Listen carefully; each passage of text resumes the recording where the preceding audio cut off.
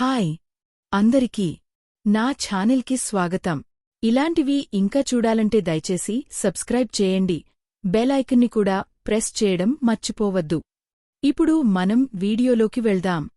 భగవద్గీత మొదటి అధ్యాయం. అర్జున విషాద యోగం. కురుక్షేత్రం. ధర్మం మరియు అధర్మం మధ్య జరిగే మహాసంగ్రామానికి రంగం సిద్ధమైంది. ఒకవైపు కౌరవుల అపార సైన్యం, మరోవైపు పాండవుల ధర్మయుద్ధం. ఇది సాధారణ యుద్ధం కాదు, ఇది చరిత్రను మార్చే యుద్ధం. హస్తినాపుర రాజు ధృతరాష్ట్రుడు తనకు కళ్లతో చూడలేని యుద్ధాన్ని మనసుతో అనుభవిస్తున్నాడు. అతను సంజయుడిని అడిగాడు, సంజయా, కురుక్షేత్రంలో నా పుత్రులు పాండవులు ఏమి చేస్తున్నారు?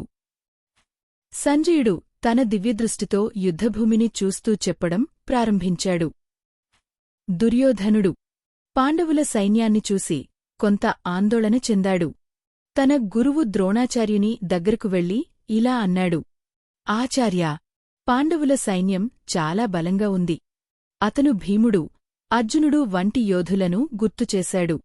కాని తన సైన్యాన్ని ధైర్యపరచడానికి భీష్ముడు వంటి మహావీరులను ప్రస్తావించాడు. అప్పుడే భీష్ముడు తన శంఖాన్ని గర్జనలాగా ఓదాడు. అది యుద్ధానికి సంకేతం. వెంటనే అన్నివైపులా శంఖాలు, బుగ్గిళ్ళు, డప్పులు మోగాయి. ఆ శబ్దం ఆకాశాన్ని కంపింపజేసింది. అప్పుడే ఒక అద్భుతమైన రథం ముందుకు వచ్చింది. ఆ రథంలో శ్రీకృష్ణుడు మరియు అర్జునుడు. అర్జునుడు నెమ్మదిగా అన్నాడు, కృష్ణా, నా రథాన్ని రెండు సైన్యాల మధ్యలో నిలబెట్టు. యుద్ధానికి వచ్చిన వారిని చూడాలి. కృష్ణుడు చిరునవ్వుతో రథాన్ని ముందుకు తీసుకెళ్లాడు. భీష్ముడు, ద్రోణుడు ఉన్న చోట ఆపాడు. పార్థా, చూడు. అర్జునుడు చూశాడు. అతని కళ్ల ముందు తన తాత, తన గురువు, తన అన్నదమ్ములు, తన బంధువులు అందరూ ఉన్నారు.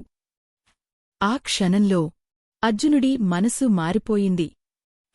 అతని చేతులు వణికాయి, శరీరం బలహీనమైంది. కృష్ణా, అన్నాడు అతను బాధతో, ఇవాళ నా ఎదుట ఉన్నవారు శత్రువులు కాదు, నా స్వజనులు. అర్జునుడి గుండెలోపల ఒక పెద్ద యుద్ధం ప్రారంభమైంది.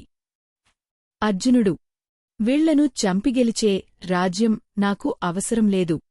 నా గురువులను, నా తాతను ఎలా హతమార్చగలను?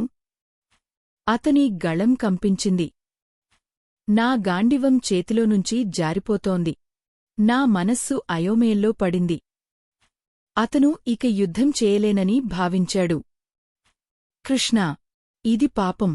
కుటుంబం నాశనం అవుతుంది. ధర్మం కూలిపోతుంది. అర్జునుడు తన ధనుస్సును వదిలి రథంలో కూర్చున్నాడు. ఇదే అర్జున విషాదయోగం.